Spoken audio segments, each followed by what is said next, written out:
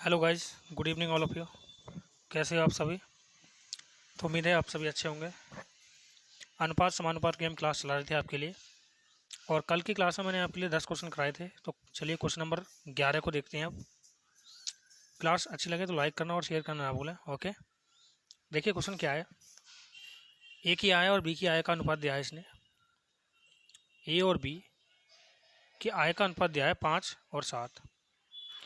अब आगे इसने बोला है ए और बी 4,000 और 5,000 रुपये बचत करते हैं। यदि ए का खर्च बी के खर्च के 66 से ही 2/3, मतलब इसकी फ्रैक्शन वैल्यू क्या होती है 2/3। इसने बोला है कि बी के खर्च के, यानी बी का खर्च कितना है भाई मेरे 3, तो ए का खर्च कितना होगा फिर 2। ओके, अब देखिए आगे ए कितना बचाता है भाई 4,000 रुपये, और बी कितना बचाता है 5,000 रुपये। तो यहाँ पर हम क्रॉस प्रोडक्ट लगाएंगे, चैन रूल जिसे बोलते हैं हम। 5 या 15 और 2 सतह हो गया 14, 3 और गुणा 2, तो 300 कितना हो गया 12,000, और ये हो गया 10,000। ओके, देखिए यहाँ पर ये दोनों की दोनों क्या है, सेविंग है, बचत है। तो दोनों का अंतर देखेंगे, ध्यान रखना, जब भी एक सी चीज़ें होंगी ना, एक सी वैल्यू होंगी, तो उनका अंतर देखेंगे हमेशा। कितने का अंतर है 2,000 का। अब ये 2,000 का जो अंतर है ना, ये किसके अंतर के बराबर होगा, एक के। भाई 15 और 14 का अंतर एक है ना, तो एक की वैल्यू क्या आ गई 2,000। इसने बोला है कि कुल आय, तो कुल आय 7 और 5 कितना होगी 12, यानी 12 की वैल्यू इसने पूछी है, तो 12 दूनी 24,000 रुपये। ओके, ऑप्शन नंबर 20 का राइट हो जाएगा 24,000। समझ में आ गया होगा। पहले मैंने आय रखी है, फिर मैंने खर्च रखा है, फिर मैंने बचत रखी है। क्रॉस मेथड लगाया है मैंने। 3 पंजे 15, 2 सत्ते 14, अब 2 पंजे 10 और 3 चौक 12। जब भी ये बचत बचत होंगी, देखो ऐसे बहुत सारे सवाल आएंगे, मैं आगे समझाऊंगा, ठीक है ना। अभी केवल इतना ही देखो। अगला क्वेश्चन देख लेते हैं, क्वेश्चन नंबर 12। 12वां क्वेश्चन दिया है भाई, ए बी और सी ने अपने पूंजी 2, 3, 5 के अनुपात में लगाई, और इसकी अवधि दी है, यानी समय दिया है इतना। तो लाभ बराबर क्या होता है, पूंजी गुणा समय। तो ए बी सी, मैं डायरेक्ट करूँगा यहाँ से, ध्यान रखना, पूंजी गुणा समय, 4 दूनी 8 अनुपात 3 दूनी 6 अनुपात हो गया 5 या 15। तो ये किसका रेशियो बन गया, लाभ का रेशियो बन गया ये। भाई लाभ बराबर क्या होता है, पूंजी गुणा समय होती है ना। सवाल ने ये बोला है आगे कि यदि सी को लाभ का हिस्सा प्राप्त होता है जो ए के हिस्से से 1,47,000 रुपये अधिक है, तो सी को हमारे हिसाब से कितना अधिक प्राप्त हो रहा है 7 रुपये। उसके हिसाब से 1,14,7 7,000। तो एक की वैल्यू क्या आ गई यहाँ से, 7 दूनी 14, 7 एकन 7, यानी 21,000 रुपये आ गई एक यूनिट की वैल्यू। तो इसने बोला बी का हिस्सा कितना है, भाई बी का हिस्सा कितना है यहाँ पर 6 है। तो 6 की वैल्यू क्या हो जाएगी, 21 छिक्के 126, यानी 1,26,000 रुपये। ओके, ऑप्शन नंबर ए इसका राइट हो जाएगा। लाभ बराबर क्या होता है, पूंजी गुणा समय होता है, ये आपको ध्यान रखना है। नेक्स्ट क्वेश्चन देख लेते हैं अब। पिछले वर्ष ए और बी की आय का अनुपात दिया है। देखिए ए और बी की आय का अनुपात, देखिए जो वैल्यू जैसी दी है ना, उसकी तुलना हम उसी से करेंगे। भाई ये 4 और 3 का अनुपात है। आगे इसने बोला पिछले वर्ष और इस वर्ष उनकी आय का अनुपात, यानी पिछले वर्ष 3 है तो इस वर्ष 4 है। तो हम क्या करेंगे यार, पिछले वर्ष की तुलना पिछले वर्ष से कर देंगे, और इस वर्ष की पूछा है तो इस वर्ष से हम गुणा कर देंगे। उसी प्रकार यहाँ पर पिछले वर्ष की तुलना पिछले वर्ष से, और अब की पूछा है तो ये हो गया इतना। यह अनुपात में होगा, ध्यान रखना। जो चीज़ें कट रही हैं उन्हें हम काट सकते हैं, ठीक है ना। 2 दूनी 4 हो गया, और ये हो गया 2 तिया 6।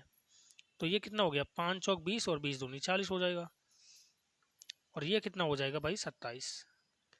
तो कुल मिला के ए और बी का जो वर्तमान में वेतन बन रहा है वो कितना बन रहा है 67। हमारे हिसाब से 67 बन गया, लेकिन उसने बोला है कि यार 8.04 लाख है। तो 8.04 लाख, एक यूनिट की वैल्यू क्या आ जाएगी, 67 एकन 67। 80 में से 67 घटाएंगे तो कितना बचेगा, 3 और 1, 67 दूनी कितना हो जाता है 134, यानी ये पॉइंट 12 बार कट जाएगा आपका, पॉइंट 12।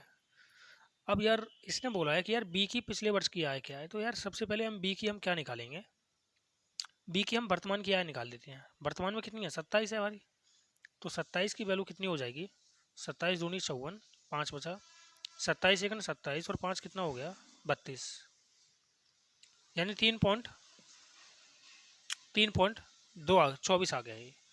बी की वर्तमान आय कितनी है, 3.24 लाख रुपए। इसने बोला है कि यार पिछले वर्ष की कितनी होगी, तो भाई वर्तमान में कितना है 3.24 लाख। अब देखो यहाँ तुलना करेंगे हम, ध्यान रखना। देखिए वर्तमान की आय यहाँ पर कितनी दी है, 6 दी है, तो 6 की तुलना हम वर्तमान की तुलना वर्तमान से कर देंगे, और पिछले वर्ष की आय कितनी है 5, तो 5 से गुणा कर देंगे।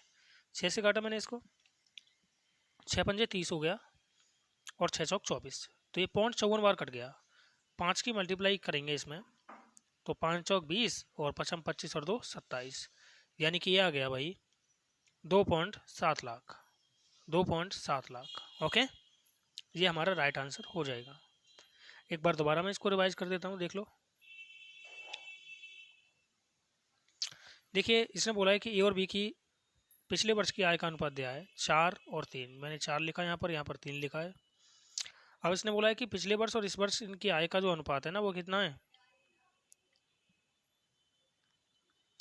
वो देखा भाई 3:4 और 5:6। तो भाई पिछले वर्ष की तुलना पिछले वर्ष से कर देंगे, और वर्तमान की पूछी है तो इसे हम गुणा कर देंगे। पिछले वर्ष की मैंने पिछले वर्ष से तुलना कर दी, तुलना का मतलब होता है डिवाइड, और इस वर्ष की पूछा है तो इस वर्ष से हमने गुणा कर दिया। वही रूल मैंने यहाँ पर भी लगाया है, तो कैलकुलेट करके 40 और 27 आ गया। अब देखिए यहाँ पर कुल आय इसने दे रखी है कि वर्तमान आय क्या है इसकी, वर्तमान आय 8.04 लाख। हमारे हिसाब से वर्तमान कितनी होगी भाई 67, तो 67 की वैल्यू 8.04 है, तो 1 की वैल्यू क्या आ गई 0.12 है। बी की आय पूछा है तो बी से मतलब है, मतलब 27 की वैल्यू कितनी होगी 3.24। अब 3.24 जो है ना ये लाख, ये वर्तमान की आय है, लेकिन बी की वर्तमान आय यहाँ पर कितनी है 6, और पिछले वर्ष की क्या है 4, यानी 6 की वैल्यू कितनी दी है इसने 3.24, तो 1 यूनिट की वैल्यू क्या आ गई यहाँ से 0.52। तो भाई 5 की वैल्यू इसने पूछी है तो 5 की इसमें गुणा कर देंगे, 5 यूनिट की वैल्यू कितनी आ जाएगी, तो यही आ जाएगा आपका 2.7 लाख। ओके, चलिए अब अगला क्वेश्चन, ये क्वेश्चन 13वां रिपीट है, अगला देख लेते हैं 14वां। ABC अपनी आय का 80%, 85%, 75% खर्च करते हैं यदि उनकी बचत का अनुपात दिया है 8, 9, 20, और इसने बोला है कि ए तथा सी की आय में 18,000 रुपये का अंतर है, तो बी की आय क्या होगी। देखिए भाई मेरे, ये क्या दिया है उसने, खर्च दिया है, और ये किसका रेशियो है बचत का। तो यार अगर 80 रुपये ए खर्च करता है तो बचा कितना रहा है, फिर वही रहा होगा वो ए की बचत। देखो अब ए की बचत कितनी है 20% की, लेकिन भाई उसने तो बोला है कि 8 रुपये बचा रहा है वो, तो 100% की वैल्यू क्या हो जाएगी, 20 का 100 5 गुना है, तो 8 का भी 5 गुना कर देते हैं, 8 पंजे 40, यानी ए की आय कितने रुपये आ गई 40 रुपये। अब बी का देखिए, बी 85% खर्च कर रहा है, तो बचा कितना रहा है 15%, लेकिन उसने बोला है कि यार 9 रुपये बचा रहा है वो, तो 3 तिया 9 हो गया और 3 पंजे हो गया 15, यानी 5% की वैल्यू 3 है, तो 100% की वैल्यू कितनी हो जाएगी, 5 का ये 20 गुना है तो इसका भी 20 गुना कर देंगे, 20 तिया 60। आगे देखिए सी क्या कर रहा है, 75% खर्च करता है, तो बचा कितना रहा है 25%, लेकिन भाई वो 20 रुपये बचा रहा है अपने हिसाब से, तो 25 की वैल्यू 20 है, तो 100 की वैल्यू क्या हो जाएगी, 25 का 100 4 गुना है, तो 20 का भी 4 गुना कर दो 80। अब देखिए यहाँ पर ए और सी की आय में अंतर है 18,000 रुपये का, तो यहाँ पर कितने का अंतर बन रहा है भाई, ए और सी में 40 का अंतर है यहाँ पर, यानी 40 की वैल्यू कितनी दी है उसने 18,000 रुपये दी है। अब इसने पूछा है कि बी की आय क्या है, तो बी की आय तो 60 रुपये है ना, ये रही, तो हमें भाई काट दें इसको भाई, तो 2 से काट रहा हूँ मैं केवल 20, 2 नहीं 18, 9,000 हो गए। अब 60 की वैल्यू चाहिए, तो एक काम करते हैं 40 और 20 को ऐड कर देते हैं, कितना हो गया 60, और 60 की वैल्यू क्या आ गई यहाँ पर 18 और 9 कितना हो गया 27,000। Okay, option number B. या फिर 20 की वैल्यू 9,000 है, तो भाई 60 की वैल्यू निकाल लो, 60 की वैल्यू कितनी आ जाएगी 27,000 हो जाएगी ना, 3 गुना है 20 का ये। चलिए नेक्स्ट क्वेश्चन देख लेते हैं, क्वेश्चन नंबर 15। ए ने 54,000 रुपये की पूंजी से एक व्यवसाय शुरू किया तथा 4 और 6 महीने बाद बी और सी शामिल कर दिए गए। देखिए भाई ए बी और सी 54,000 रुपये लगाए हैं भाई इसने ए ने, तो ये तो पूरे 12 वर्ष के लिए, 12 माह के लिए रहा है। लेकिन इसने कितने रुपए लाए हमें नहीं पता भाई इसका। लेकिन हमें ये पता है कि भाई इसने 4 महीने और 6 महीने बाद आए हैं, इसका मतलब ये 4 महीने बाद आया तो इसने 8 महीने के लिए लगाया होगा। इसकी भी पूंजी नहीं पता हमें, तो मैंने पी मान लिया। और भाई यहाँ पर भी ये कितने महीने बाद, 6 महीने बाद आया तो 6 महीने के लिए लगाया होगा। ये इसका लाभ का रेशियो बनेगा। अब देखिए भाई हम क्या करेंगे यहाँ पर। सबसे पहले अगर ये कट रही है वैल्यू तो उनको हम काट लेंगे, ठीक है ना। अच्छा, इन्होंने वर्ष के अंत में इसका लाभ भी दिया है 1, 4, 5।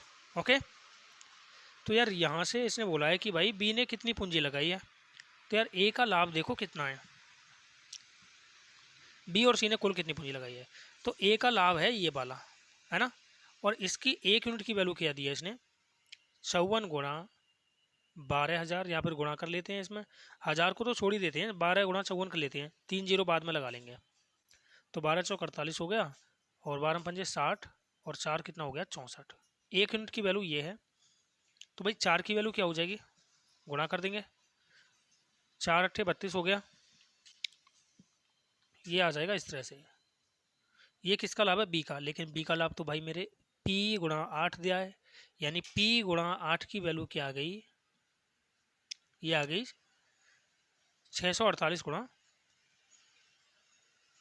4। अब देखिए भाई 8 अट्ठे हो गया 64, और 8 एकन हो गया 8। तो P का जो धन है वो कितना है, 4 एकन 4, 4 अट्ठे 32, 324, ठीक है ना। अब देखिए यहाँ पर 1 यूनिट की वैल्यू अगर ये है तो भाई बी का लाभ, सी का लाभ कितना है 5। तो 5 की वैल्यू क्या हो जाएगी, 5 की गुणा कर देंगे इसमें, तो ये हो गया 6, 4, 8 गुणा 5। अब देखिए यहाँ पर ये बी सी का लाभ है, लेकिन सी का लाभ तो भाई हमने P गुणा 6 निकाला है, यानी P गुणा 6 की वैल्यू कितनी है, 6, 4, 8 गुणा 5। 6 से काट देंगे इसको, 6 एकन 6, ना जाने के 0, 6 अट्ठे 48। तो P का जो धन है वो कितना आ गया, 8 पंजे 40 हो गया, और 5 एकन 5। तो इसको मैं मिटा देता हूँ अब यहाँ से, ठीक है ना, ये समझ में आ गया होगा। अब देखिए P कुल मिला के इनका पूछा है, तो कुल मिला के कितना हो गया, ऐड कर दो भाई, 4 और 2 6 और 8। अच्छा, इनका अंतर पूछा है भाई, कुल नहीं पूछा इनका अंतर। तो इनका अंतर देख लेते हैं भाई। यहाँ पर 10 हो गया, 10 में से 4 घटाया 6 आ गया। 6 किसी में है ऑप्शन में, है भाई 216। अब देखिए भाई यहाँ पर कितना बचा, 3 बचा, 3 में से 2 घटाया तो 1 बच गया, और 5 में से 3 घटाया 2, और ये 3 जीरो और लगा देंगे इसके पीछे। तो इनका अंतर कितना आ गया, इतना आ गया 2,16,000 रुपये। 2,16,000 ऑप्शन नंबर क्या होगा इसका, सी। समझ में आ गया होगा, ठीक है। करने के भाई और भी बहुत सारे तरीके हैं, पहले इन दोनों की तुलना कर लो, फिर इन दोनों की तुलना कर लेना, ए और सी की, ठीक है। ऐसे भी हम इसे कर सकते हैं, ठीक। तो अगला क्वेश्चन देख लेते हैं, क्वेश्चन नंबर आपका 16 है।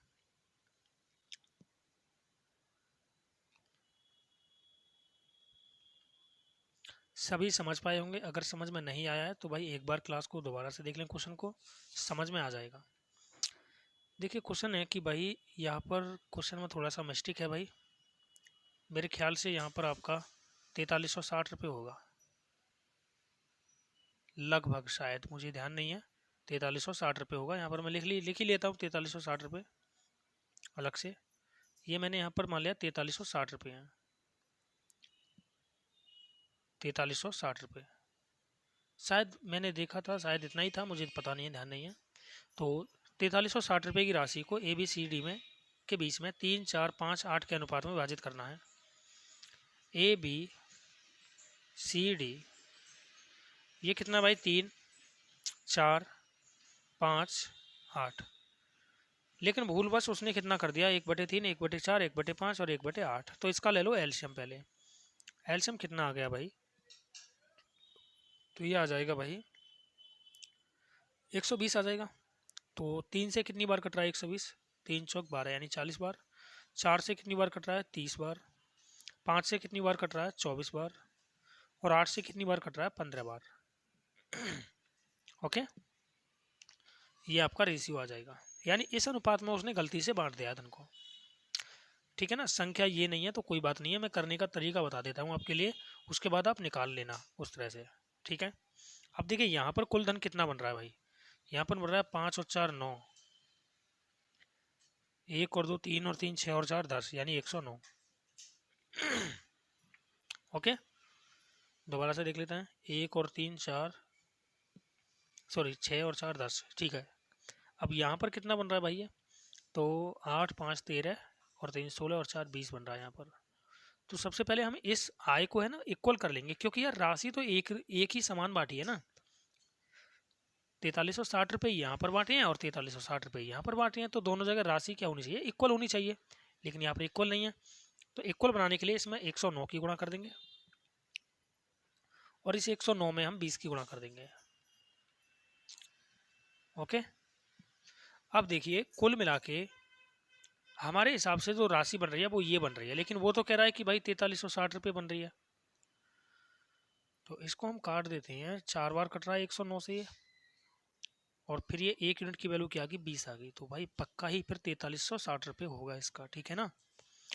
अब देखिए यहाँ पर भाई इसने बोला है कि परिणाम स्वरूप ए को कितने रुपए अधिक मिले हैं, बी को अधिक मिले हैं, कम मिले हैं, ज़्यादा मिले हैं, अब ये हमें देखना है। तो मैं पीछे से ही शुरू करता हूँ। अगर 109 की मैंने गुणा यहाँ पर किया तो यहाँ पर भी करनी पड़ेगी, 20 की गुणा यहाँ की है तो यहाँ पर भी करनी पड़ेगी।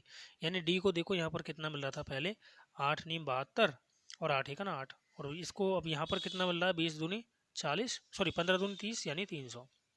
तो कितना कम मिल रहा है भाई इसको, ये मिल रहा है 572।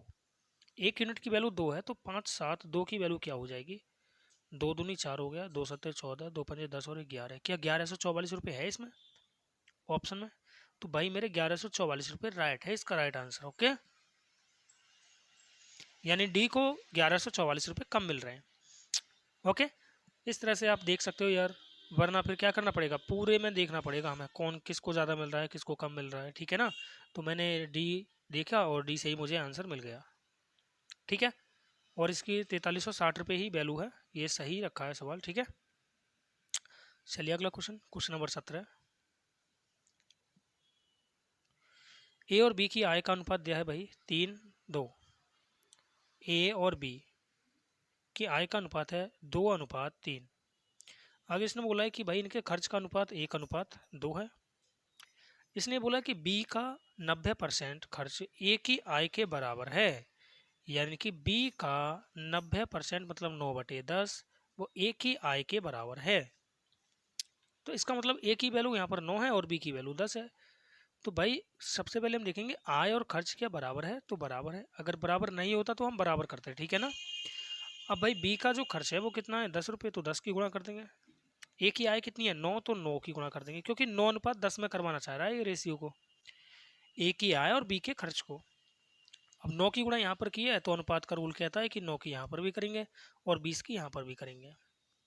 तो भाई अब ये कितना आ गया, ये आ गया 9 दूनी 18, 9 तिया 27, 20 हो गया ये, और ये हो गया 10 दूनी 20। इसने बोला कि बचत का अनुपात, भाई 18 रुपये खर्च कर रहा है, 20 रुपये, कहीं पर मिस्टेक हुआ है क्या भाई। इसने बोला है बी, यदि बी का 90% खर्च ए की आय के बराबर है,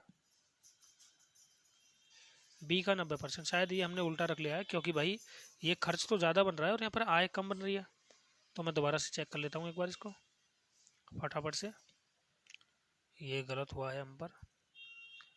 देखिए इसने क्या बोला था, इसने बोला था कि बी का 90% खर्च है ना ए की आय के बराबर है।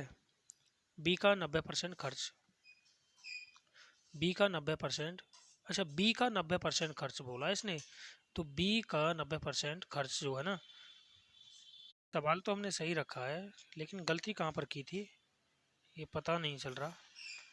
तो सवाल तो भाई ऐसे ही होगा, यहाँ पर 10 की गुणा होगी, यहाँ पर 9 की गुणा होगी, यहाँ पर भी 9 की गुणा होगी, यहाँ पर 10 की होगी। तो मैंने यहाँ पर गलती कर दी थी शायद। ये कितना हो गया 10 एकन 10 और 9 दूनी 18, 9 तिया 27 हो गया और 10 दूनी हो गया 20। ओके, अब देखो आय में से खर्च को घटा दूँ, ये आय है ये खर्च है, तो इसको घटाएंगे तो बचत बचेगी 8:7। 8:7 ऑप्शन नंबर सी इसका राइट हो जाएगा। ओके, अगला क्वेश्चन, एक परीक्षा में सफलता और असफलता का अनुपात 5:2 है। यदि असफल अभ्यर्थी की संख्या 14 अधिक होती तो सफलता और असफलता 9:5 हो जाता। देखो यहाँ पर भाई, इसका मतलब ये हुआ कि पास और फेल हो गई है, पास और फेल, इसका रेशियो दिया है 5:2। अब इसने ये बोला है कि भाई सफलता और असफलता का अनुपात 9:5 भी हो जाता है। इसने बोला कि यदि सफलता अभ्यर्थियों की संख्या 14 अधिक होती, यानी इनकी संख्या 14 ज़्यादा होती, तो इनकी संख्या 14 कम होगी। ओके, चेन रूल लगाएंगे यहाँ पर। 5 पचम हो गया 25 और 9 दूनी हो गया 18।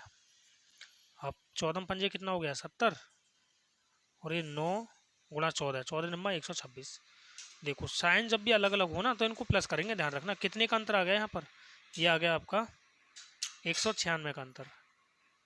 और 196 का अंतर किसके बराबर है, तो ये 7 के बराबर है। 18 और 7 का अंतर कितना है, 18 25 का 7। 7 की वैल्यू क्या है 196।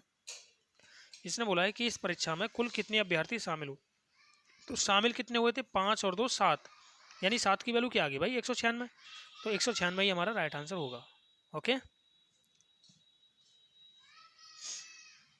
वही समझ में आ गया होगा सभी के। चेन रूल देखो मैंने एक बार और लगा दिया आपके सामने। चलिए अगला क्वेश्चन देखते हैं, क्वेश्चन नंबर 19।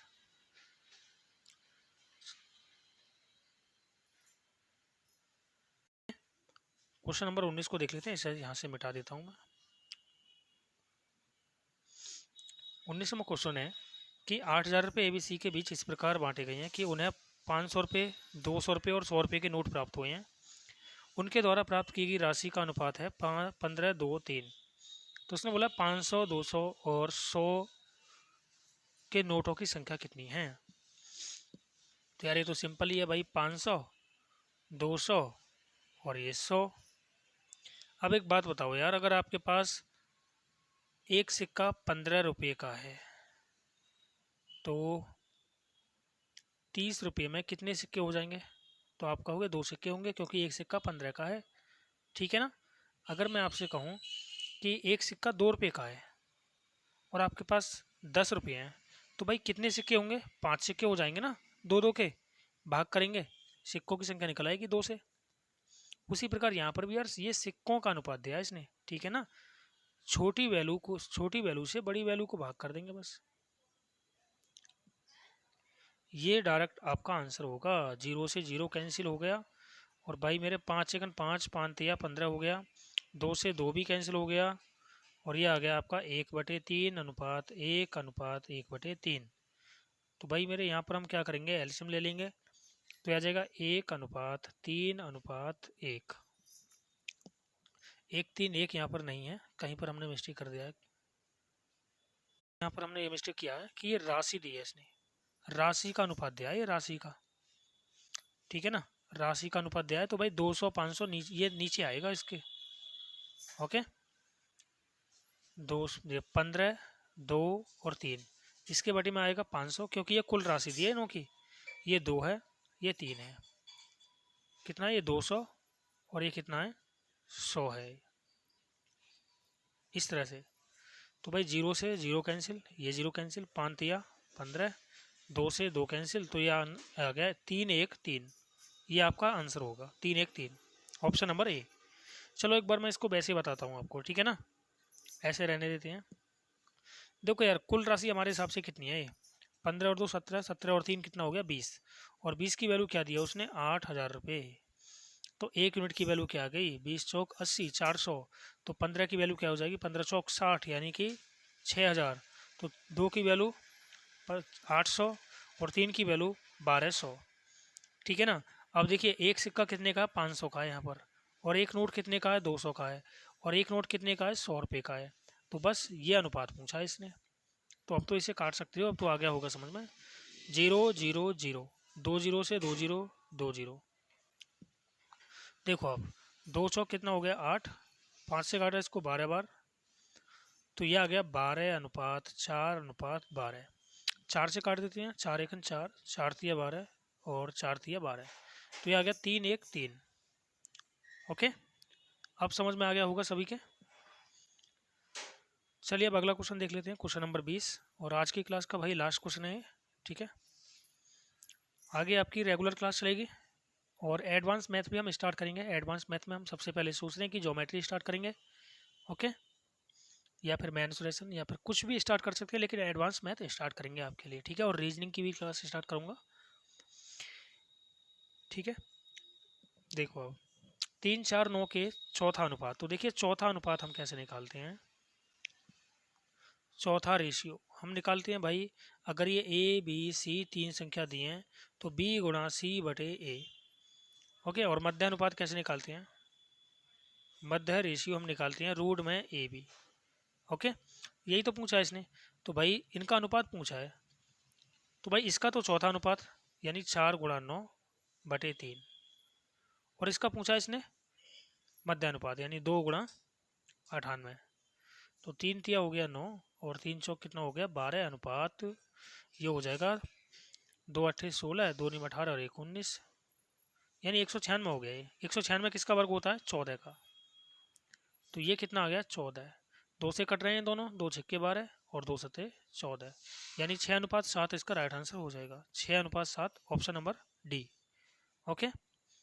ये आपको पता होना चाहिए कि भाई मध्य अनुपात कैसे निकालते हैं, तृतीय अनुपात कैसे निकालते हैं और चौथा अनुपात कैसे निकालते हैं, ओके। तो चलिए भाई, क्लास अच्छी लगी और समझ में आई हो तो क्लास को लाइक ज़रूर करें और चैनल को सब्सक्राइब कर लें जो भी पहली बार देख रहे हैं, ओके। बाय, मिलते हैं अगली क्लास में।